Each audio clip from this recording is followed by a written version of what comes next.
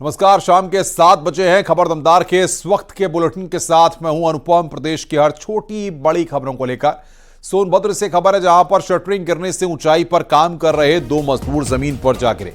आनन फानन में घायलों को अस्पताल पहुंचाया गया। बता दें कि शटरिंग तेज आवाज के साथ धराशायी हुई, जिससे अंजीत कुमार और विनोद राम जमीन पर जा गिरे। शटरिंग का एक हिस्सा अंजीत कुमार के दाएं हाथ पर गिर पड़ा। घटना के बाद मौके पर हड़कंप मच गया। जिले के ओबरा की यह घटना है, जहां कोरियाई कंपनी द्वारा निर्माणाधीन ओबरा सी तापीय परियोजना के इंटरमीडिएट एसिलो क्षेत्र में कार्य के दौरान की यह घटना यहां पर सामने आई है। ये तस्वीरें इस वक्त हम आपको दिखा रहे हैं किस तरीके से ये घटना यहां पर हुई है। निर्माणाधीन परियोजना में यह हादसा वहां पर हुआ है। हाँ, 2 आदमी। और बातचीत करने के लिए रंजीत हमारे संवाददाता हमारे साथ फोन लाइन पर जुड़ रहे हैं। रंगेश हमारे संवाददाता फोन लाइन पर है। रंगेश, बताइए क्या जानकारी मिल पा रही, कब यह हादसा हुआ और फिलहाल क्या स्थिति है? जी देखिए, बता दें अनुपम कि ये दोपहर के बाद की घटना है, जब शटरिंग बहुत 20 फीट के हाइट से गिर गया नीचे, और जिसके बाद उस पर कार्य कर रहे 2 मजदूर उसके जद में आ गए और दोनों गंभीर रूप से घायल हो गए।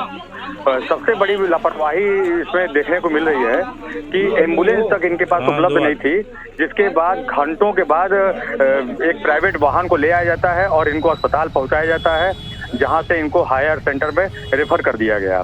तो ये लापरवाही आए दिन देखने को मिलती है। और अभी एक दिन पहले ही एसीसी सीमेंट फैक्ट्री में भी हादसा हुआ था, और इसके एक दिन के बाद आज ये हादसा हो गया शटरिंग गिरने से। तो लापरवाही देखने को लगातार मिलती है। जी अनुपम। बिल्कुल रंगेश, बहुत बहुत शुक्रिया आपका हमारे साथ जुड़ने के लिए और बातचीत करने के लिए।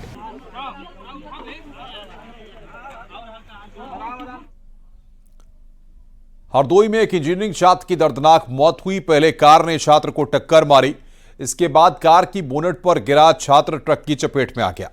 2 वाहनों के बीच फंसे शव को बाहर निकाला गया। मृतक का नाम विवेक है, जो इंजीनियरिंग का छात्र था। मृतक पॉलिटेक्निक में पढ़ाई करता था। कोतवाली शाहबाद इलाके की यह घटना है।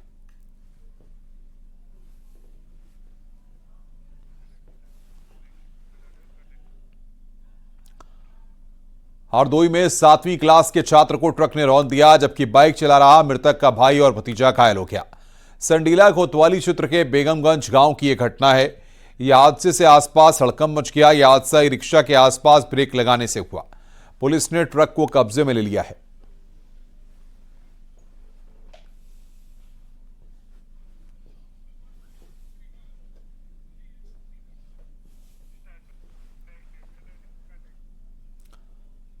खबर झांसी से है। कानपुर झांसी नेशनल हाईवे पर ट्रक ने रोडवेज बस को टक्कर मार दी। इस हादसे में बस में बैठी कई सवारियां घायल हुईं। सूचना पर पहुंची पुलिस ने घायलों को एंबुलेंस की मदद से मोट सामुदायिक स्वास्थ्य केंद्र में भर्ती कराया। मोट कोतवाली क्षेत्र के झांसी बाईपास के पास की यह घटना है।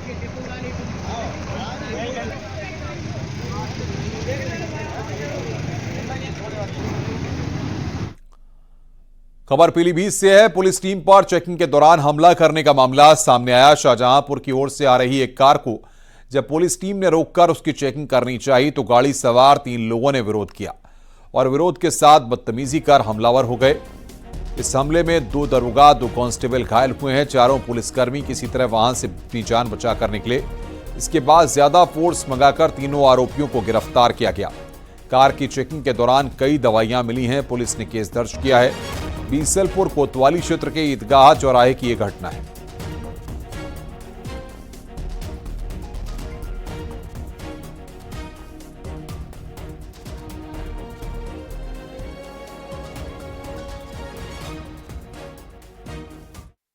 उसे रोककर उसकी तलाशी ली गई, तो उसमें भारी मात्रा में बिना रैपर की दवाइयाँ बरामद हुई, जिसके बाद उनसे अभियुक्तों से पूछताछ करने पर वे पुलिस के साथ मुजाहिमत करने पर आमादा हो गए।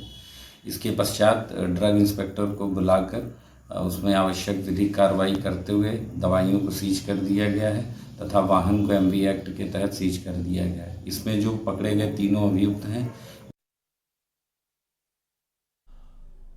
लखनऊ से खबर है, जहां पर महिला आयोग कार्यालय 2 महिला टीचर्स पहुंची और सीनियर टीचर पर गंभीर आरोप लगाए। अभद्रता, बेड टच और अश्लील बातें करने का आरोप लगाया है। इसके बाद आयोग में आरोपी टीचर के खिलाफ शिकायत भी दर्ज कराई गई। तो वहीं महिला आयोग की तरफ से कार्रवाई का आश्वासन दिया गया है। गोंडा जिले के मनकापुर ब्लॉक के प्राथमिक विद्यालय दलपतगंज में तैनात प्रभारी अध्यापक अरविंद कुमार पांडे पर आरोप है।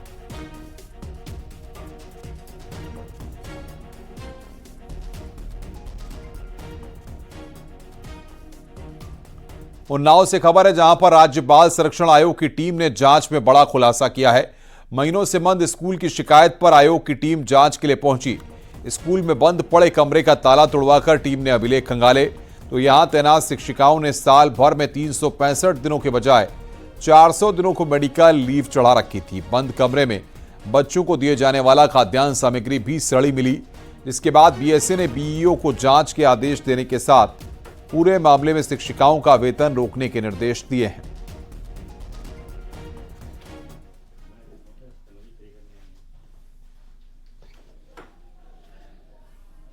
करने के निर्देश दिए गए कि तीनों शिक्षिकाओं द्वारा कितने अवकाश आज तक, किस तरह के अवकाश कितने लिए गए, साथ ही साथ भोजन नहीं बन रहा था तो भोजन नहीं बनने पर क्या कार्रवाई की गई। आज 11 तारीख को शाम तक उनको आख्या देने के लिए निर्देशित किया गया।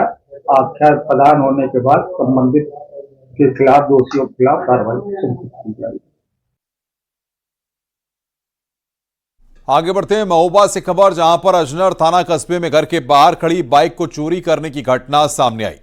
चोरी की घटना सीसीटीवी में कैद हो गई। पीड़ित की शिकायत पर पुलिस ने केस दर्ज किया है। रविवार रात 12 बजे के आसपास की यह घटना बताई जा रही है।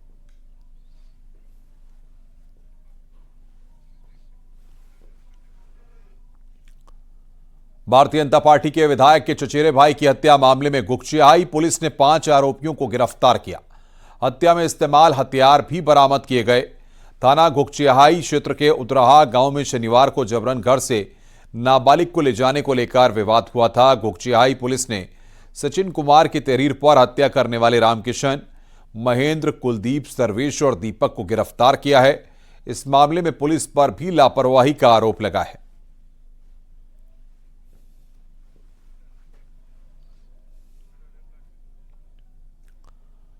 आगे बढ़ते हैं, खबर मेरठ से है, जहां पर गडीना में 2 पक्षों के विवाद में पुलिस की बाइक जलने के मामले में बड़ा खुलासा हुआ है। जांच में सामने आया कि स्थानीय शख्स के धूम्रपान में लापरवाही से बाइक में आग लगी थी। पुलिस ने मामले में एक आरोपी के खिलाफ मुकदमा दर्ज किया है। बता दें कि थाना फलाब्दा क्षेत्र के गडीना गांव में 2 पक्षों में मामूली बात को लेकर संघर्ष हुआ था।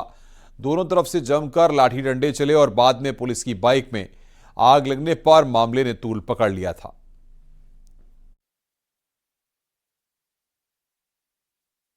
पुलिस बल की ड्यूटी लगाई गई है, जिसमें एक उप निरीक्षक की भी ड्यूटी लगी थी, जिनकी बाइक वहाँ, जो अपनी बाइक से वहाँ पे गए थे, बाइक खड़ी किए थे। रात्रि में बाइक में आग लग गई थी। प्रकरण की जांच में पाया गया कि एक व्यक्ति जो बाइक के आसपास था, लेटा हुआ था वहाँ पे, स्थानीय निवासी, जो धूम्रपान करते हुए उसकी लापरवाही से बाइक चूँकि काफ़ी पुरानी थी, उसमें आग लग गई थी। मौके पे बुझा दिया गया था। मौके पे ड्यूटीरत पुलिस बल और उप निरीक्षक भी उपस्थित थे। बरेली में 5 दिन पहले हुए पुष्पेंद्र की हत्या के गम में आज उनकी मां ने भी दम तोड़ दिया। दरअसल बेटे की हत्या की जानकारी महिला से छुपाई गई थी, लेकिन पिछले कई दिनों से बेटा जब मां का हालचाल लेने को नहीं पहुंचा तो बुजुर्ग मां ने जिद पकड़ ली। इसके बाद महिला को सच्चाई बताई गई। सच्चाई का सामना होने पर बुजुर्ग महिला ने भी दम तोड़ दिया। वहीं मुख्य आरोपियों की गिरफ्तारी न होने से नाराज परिजन उनका शव लेकर एसएसपी ऑफिस पहुंचे और मुख्य अभियुक्तों की गिरफ्तारी की मांग की। बता दें कि 5 नवंबर को थाना भूता इलाके के खरदा गांव में रहने वाले पुष्पेंद्र की गोलियों से भूनकर बेरहमी से हत्या की गई थी।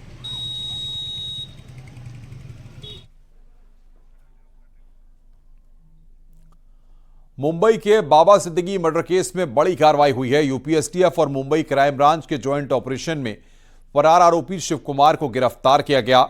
इस एक्शन के बाद डीजीपी प्रशांत कुमार से न्यूज 18 ने बातचीत की। उन्होंने बताया कि जैसे ही यूपी पुलिस को जानकारी हुई, वैसे ही पुलिस सजग हो गई। शूटर के बारे में सूचना मुंबई पुलिस के द्वारा दी गई थी। उनकी टीम भी आई थी, उनका पूरा सहयोग किया गया और उसमें एक शूटर और उनके साथ जो सहयोगी थे उनकी गिरफ्तारी की गई हमारे एसटीएफ के द्वारा। और जैसा कि मुझे बताया गया है कि अब जो तीनों शूटर, 2 शूटर पहले गिरफ्तार मुंबई से हो गए थे और एक ये बचा हुआ जो मुख्य शूटर था शिवा कुमार, इसको गिरफ्तार किया गया और मुंबई की टीम को हम लोगों ने विधिवत जो तरीके होते हैं उसके हिसाब से हैंडओवर कर दिया। सर, बताया जा रहा है कि यहीं पर वो पनाह लिए हुए थे और यहाँ से नेपाल भागने की फिराक में था, तो बॉर्डर पे अपनी मुस्तैदी कैसी है पुलिस की? नहीं, हमारे तो पूरी सजग है पुलिस, और जैसे ही ये सूचना मिली वैसे देश के अंदर तो सभी लोग घूमने के लिए स्वतंत्र हैं। जैसे हमें टिप ऑफ मिला था हम लोगों ने तत्काल कार्रवाई की और हमारे एसटीएफ ने और हमारी जिला पुलिस ने बहुत तत्परता दिखाई, वरना अभियुक्त दूसरे देश में भी जा सकते थे। सर, एक और नया मामला सामने आ रहा है। लॉरेंस बिश्नोई गिरोह के नाम पे नोएडा, गाजियाबाद, कुशीनगर में धमकी दी जा रही है। इसको लेकर कोई आपकी ओर से जारी किया जाएगा कोई आदेश, कोई निर्देश? बहुत सारी चीज़ें सोशल मीडिया पर या वैसे ऐसे भी लोगों की चलती रहती हैं जिनका कोई गैंग से संबंध नहीं होता, और जहाँ तक प्रॉपर गैंग का संबंध है, लगातार हमारी जो विशेष एजेंसियां हैं सब पे हम नज़र बनाए हैं और सभी राज्यों से भी हमारी टीमें संपर्क में हैं और हम लोग पूरी तरह इस तरह से सजग हैं इस तरह की कोई भी वारदात हमारे प्रदेश में न होने। आगे बढ़ते हैं। झारखंड के पलामू में योगी आदित्यनाथ ने एक रैली के दौरान एक बार फिर बटेंगे तो कटेंगे की बात फिर से दोहराई और कहा कि हमें तमाशबीन नहीं बनना है, निर्णायक भूमिका निभानी है। तो पलामू में जनता को संबोधित किया है, बटेंगे तो कटेंगे की बात कही है। ये बड़ी खबर हम आपको बता रहे हैं। उत्तर प्रदेश में माफिया राज खत्म। योगी आदित्यनाथ ने झारखंड के पलामू में यहां पर चुनावी जनसभा को संबोधित किया।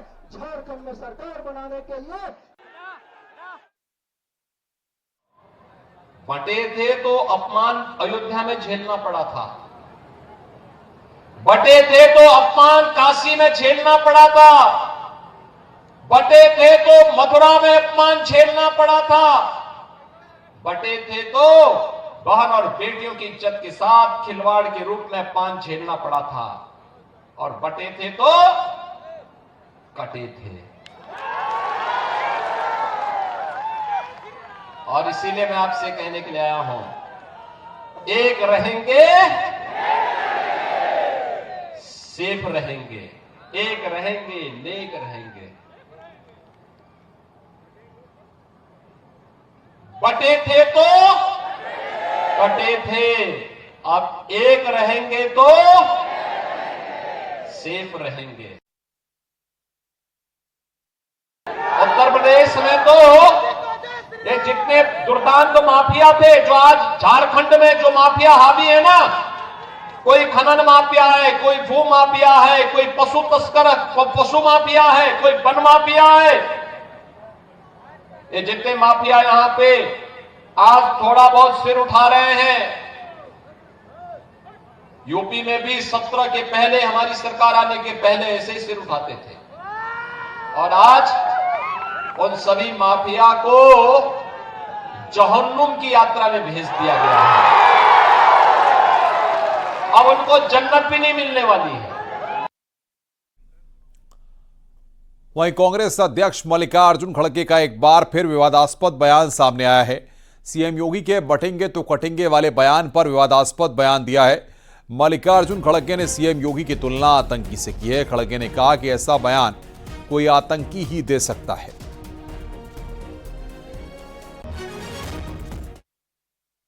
योगी आदित्यनाथ वो तो ऊपर से साधुओं का वेश खेलते हैं। अरे मुख में राम और बगल में छुरी कितने दिन चलाएंगे।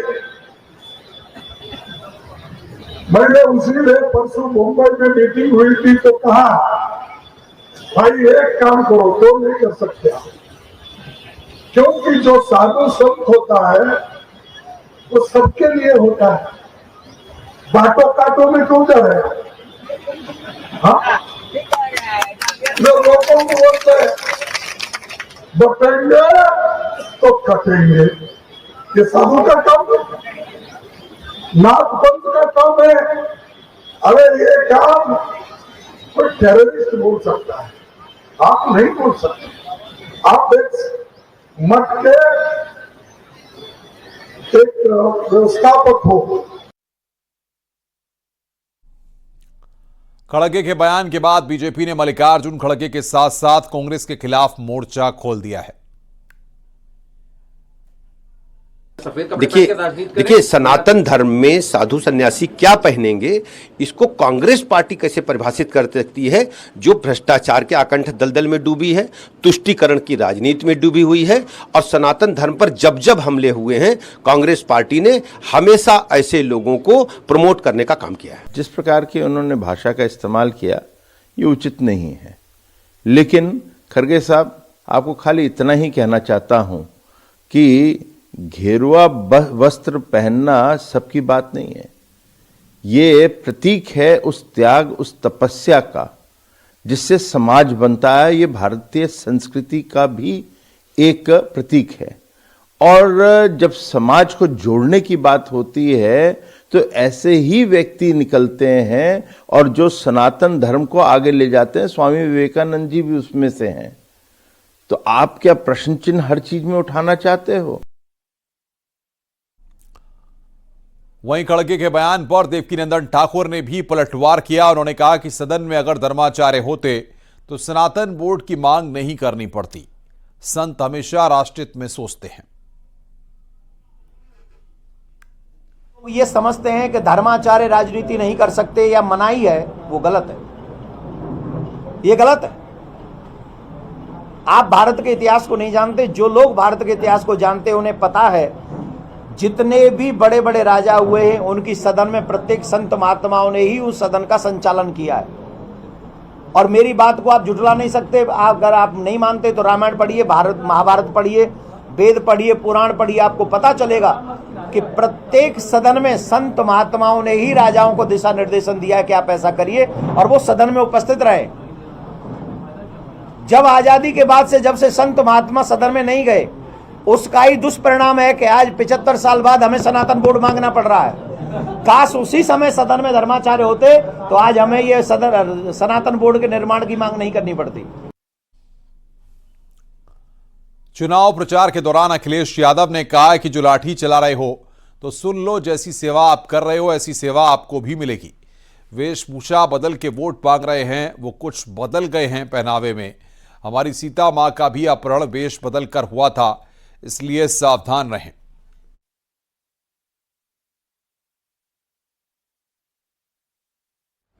ये जो लाठी चलाने रही है सरकार, याद रखना लाठी चलाने वालों, ये जो लाठी आप चला रहे हो, ये जैसी सेवा आप कर रहे हो वैसी सेवा आपको भी कभी कभी मिलेगी।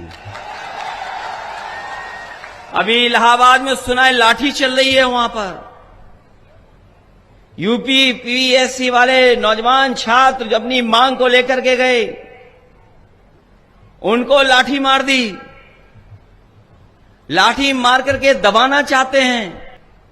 सुना है कि वो बदल गए हैं कुछ पहनावे में। और जिन्होंने रामायण देखी होगी, रामायण जिन्होंने देखी होगी वो जानते होंगे हमारे सीता मां का अपहरण भी भेष बदल करके हुआ था। इसलिए सावधान हो कि नहीं सावधान हो आप। उधर डिप्टी सीएम केशव प्रसाद मौर्य ने अखिलेश यादव के बयान पर पलटवार किया। केशव मौर्य ने कहा कि अखिलेश को छात्र के मुद्दे पर बोलने का अधिकार नहीं। एसपी सरकार में भर्तियों में भ्रष्टाचार याद करें अखिलेश। एसपी की राजनीति का शिकार छात्र न बने। तो यहां पर भर्तियों में भ्रष्टाचार को याद करें, यह बात यहां पर कही गई है। बड़ी खबर हम आपको बता रहे हैं, डिप्टी सीएम केशव प्रसाद मौर्य का अखिलेश यादव पर हमला।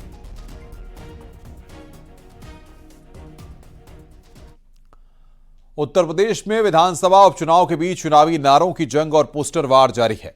समाजवादी पार्टी के दफ्तर के बाहर एक बार फिर नया पोस्टर लगाया गया है, इस पोस्टर में लिखा है, अली भी हैं, बजरंग बली भी हैं, संग पीडीए की एकता की टोली भी है। यह पोस्टर सपा प्रवक्ता अभिषेक वाजपेयी ने लगवाया है।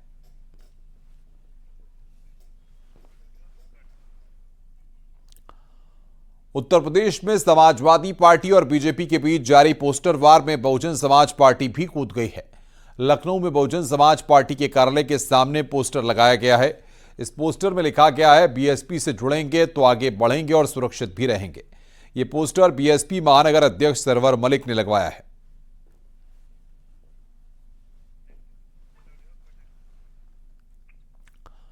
गाजियाबाद में वकीलों के साथ हुई घटना के विरोध में अब बिजनौर के वकील भी उतर गए हैं। आज सैकड़ों वकीलों ने इकट्ठा होकर प्रदर्शन करते हुए जाम लगा दिया और एक ज्ञापन सीओ सिटी को सौंपा है। दरअसल गाजियाबाद में हुई वकीलों के साथ घटना के विरोध में बिजनौर बार एसोसिएशन भी उतर गई है। इस दौरान वकीलों ने जमकर नारेबाजी की और ज्ञापन सीओ सिटी संग्राम सिंह को सौंपा है। उत्तर प्रदेश बंद है, दिल्ली, पंजाब, हरियाणा तथा समस्त भारत के वकीलों का समर्थन वकीलों के साथ है। जब तक हमें न्याय नहीं मिलेगा, जब तक दोषी जिला जज को निलंबित नहीं किया जाएगा और जब तक जो पुलिस ने मारपीट की है उनके खिलाफ मुकदमे कायम नहीं होंगे, तब तक हम गाजियाबाद बार के साथ उसके समर्थन में धरने पर रहेंगे और रास्ते जाम करेंगे। वाराणसी में अजीबोगरीब और चौंकाने वाली घटना सामने आई है। यहां 40 कुंवारी लड़कियों को गर्भवती बता दिया गया। इन लड़कियों को बाल विकास मंत्रालय की ओर से मैसेज मिला है कि उनका पोषण ट्रैकर में पंजीकरण हो चुका है और वे पुष्टाहार जैसी सेवाओं का लाभ उठा सकती हैं। ये मैसेज मिलने के बाद गांव में हड़कंप मच गया। मामले में लड़कियों के परिवार वालों से मिलकर इस बात को पहले क्लियर किया गया कि यह मैसेज आंगनबाड़ी कार्यकर्ती के भूल के कारण चला गया है। वहीं जांच में पाया गया है कि आंगनबाड़ी के मानवीय भूल के कारण ऐसे मैसेज चले गए। आनन फानन में मामले का संज्ञान लिया गया और जांच बिठाई गई। जो 1 वर्ष का जो पोषाहार वितरण रजिस्टर था उसको देखा और साथ ही पोषण ट्रैकर से विगत 6 महीने के लाभार्थियों का डेटा निकाला गया तो कहीं पर भी इन लड़कियों का नाम सम्मिलित नहीं था। इससे स्पष्ट है कि उसके द्वारा किसी पोषाहार के दुरुपयोग की नीयत से यह कार्य नहीं किया गया था। यद्यपि आंगनबाड़ी कार्यकर्ती के द्वारा अपनी गलती स्वीकार की गई है, लेकिन विभागीय कार्यवाही करते हुए उसका 1 महीने का मानदेय निरस्त कर दिया गया है। मेरठ से खबर, सीवर ट्रीटमेंट प्लांट में डकैती का मामला सामने आया। हथियारों से लैस बदमाशों ने सीवर ट्रीटमेंट प्लांट पर धावा बोल दिया। कर्मचारी और अधिकारियों को बंधक बनाकर जमकर लूटपाट की गई। बदमाशों ने ट्रीटमेंट प्लांट में लगे ट्रांसफार्मर और तार लूट लिए। महिलाओं के गहने और नकदी भी लूट ली। ये घटना थाना टीपी नगर क्षेत्र के वेदव्यासपुरी इलाके में बने सीवर ट्रीटमेंट प्लांट की है, जहां बदमाशों ने डकैती की घटना को अंजाम दिया। अब पुलिस इलाके के सीसीटीवी और सर्विलांस की मदद से बदमाशों की धरपकड़ में लगी हुई है। ये थाना टीपी नगर क्षेत्र में वेदव्यासपुरी पड़ता है। वहाँ पर एक सीवेज ट्रीटमेंट प्लांट है। कल सुबह वहाँ पर कुछ चोरों द्वारा घुसकर वहाँ से ट्रांसफार्मर और कुछ तार चोरी किया गया है। इस पूरे मामले में सुसंगत धाराओं में मुकदमा पंजीकृत कर लिया गया है। इसमें टोटल 3 टीमें लगाई गई हैं। आसपास की सीसीटीवी फुटेज इसमें छानबीन की जा रही है और इसमें जल्दी इनको पकड़ कर इसमें अग्रिम कार्रवाई की जाएगी। मथुरा से खबर, जहां पर यमुना एक्सप्रेसवे पर कैंटीन कैश कलेक्शन कर्मचारी से लगभग 12 लाख की लूट की घटना सामने आई है। बाइक सवार बदमाशों ने लूट की घटना को अंजाम दिया। पीड़ित कैंटीनों का कैश इकट्ठा करके दोपहर 12 बजे के आसपास बैंक में जमा करने जा रहा था। इसी दौरान ये घटना घटी है। फिलहाल पुलिस घटनास्थल के आसपास के सीसीटीवी को खंगाल रही है। राया थाना क्षेत्र की यह घटना है।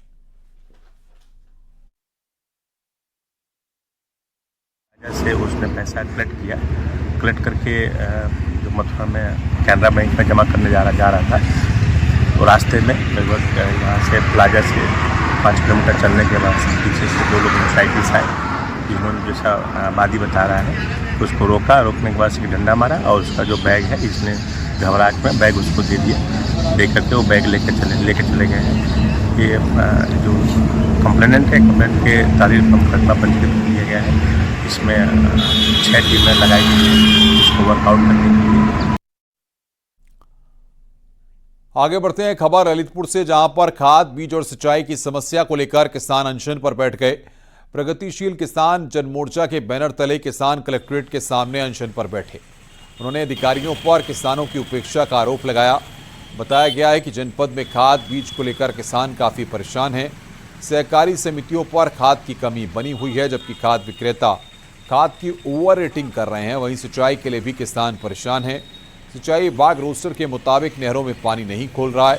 इन्हीं सब समस्याओं को लेकर प्रगतिशील किसान जनमोर्चा के बैनर तले किसान डीएम कार्यालय के सामने अनशन पर बैठ गए। हमारे जिले में किसानों की समस्याएं कम नहीं हो रही हैं, लगातार बढ़ रही हैं। और जैसे खाद के मामले में इतना ज़्यादा उत्पीड़न हो रहा है, किसान का इतनी ज़्यादा लूट हो रही है कि जो 1350 की बोरी है वो 1800 रुपये में बिक रही है और 2000 रुपये में बिक रही है और 2200 में भी बिक रही है। ये जिला प्रशासन की नाकामी है। और दूसरे नंबर की हमारी ये है कि जो बीमा किसानों को दिया गया, किसानों को जो बीमा मिलना चाहिए वो अभी तक नहीं मिला। रुक रहे हैं यहां पर एक ब्रेक के लिए। खबरों का सिलसिला लगातार जारी है।